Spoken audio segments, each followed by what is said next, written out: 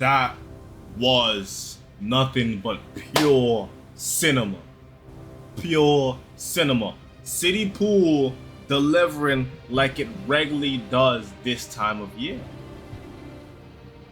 And, at this point, I guess I could say I feel bad for Liverpool because Liverpool always get dunked on by City. You guys always get dog walked by City, and it's only really last year that I can remember that you guys got the best of City. But other than that, it's just been pure City domination. And today, it's just more City domination. I'm not a City dagger, but I must say I have to give props to certain players. Let's just get into it for real. I have to give props to Hugo Ekitike. Hugo Ekitike is such a joy to watch. Silky smooth player, ridiculously technical, astute player. And yesterday he should have gotten some goals. His finishing should have been better. He's probably gonna knock himself for that. He's probably gonna get mad at himself for that, but it is what it is. This is the game of football. I'm pretty sure he's gonna get back into the lab and work on his finishing as he should, work on his heading as he should. But all in all, I generally think that Hugo Ekitike was the most dangerous and the most deadly player on the pitch today. It's just he just didn't get rewarded for his for the fine margins that he was creating on the pitch. But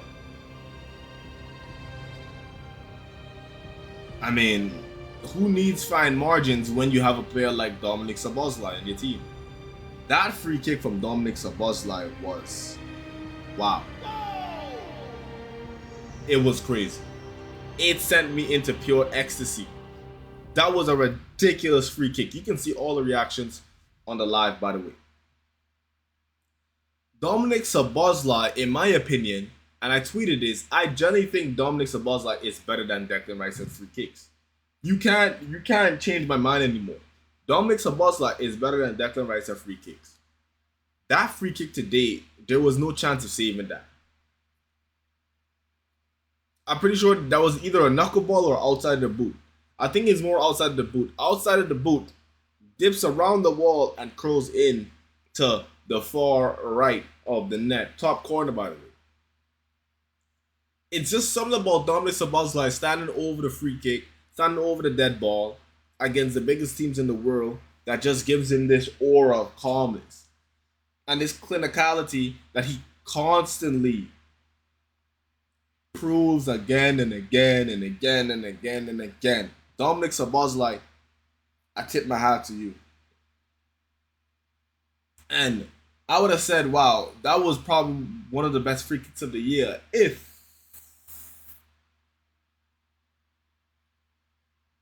you won the game.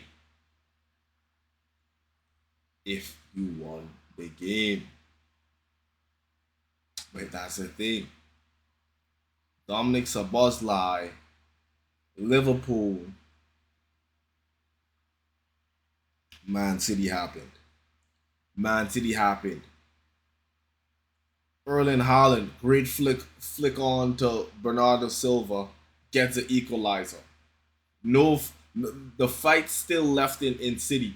And this is the thing about City. City, in the second half of the season, is one of the most scariest teams to face in all of world football. They just it's like it doesn't matter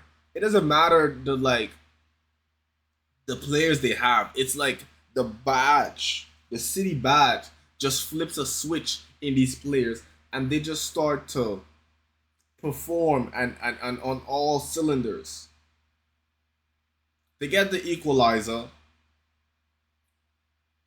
and then Mateus Nunes gets the ball lofted into him over the top in the back of the Liverpool's defensive back line, rushes for the ball, and Alisson tries to rush off his line and tries to get to the ball first, but it's not enough. It's generally not enough. Generally not enough. And standing over the ball, the best striker in world football, the one you don't want taking a free kick, Erling Haaland. And Erling Haaland's gonna do Erling Haaland things, and he's gonna slot this game away. And now we're looking at a Man City comeback right in our face in a span of 10 minutes. In a span of 10 minutes, the game just flips on his head. And this is why I have to say City just owns Liverpool. It's not even a joke anymore. I'm not trolling. City owns Liverpool.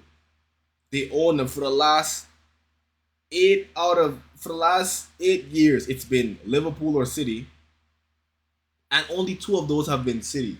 2 of those, have been Liverpool. 6 of those have gone to Man City. Think about how crazy that ratio is. People say it was a City Pool rivalry. Yes, I get it. They used to go down to the end of the season. They always used to go down to the end of the season, but let's just be honest. Liverpool are those guys when it comes to it. Liverpool are those guys. And if you really if you really want to take things into consideration, one is a COVID Cup, right? So they don't have to deal with the pressure of going to away games and dealing with, the away atmosphere. Every game, in a sense, just felt like a training session where they could lock in. So you could put an asterisk on that. And then the other time Liverpool wins, it's when everyone in the league, including City, is on they're just weak. Most teams are just weak. Arsenal dropped off a hill, dropped off a cliff. City dropped off a cliff. Chelsea, Jeffrey Epstein club model. So it's like Man United. What do they even do? What does Man United even do? So I'm starting to think, are Liverpool's the biggest fraudulent football club in the whole EPL? Are they? Because now, I'm looking at the context of them winning their only 2 Premier Leagues in the last 20 years, and I'm like, this is kind of fraudulent, man. This is kind of this is nothing to be proud of. This is actually embarrassing.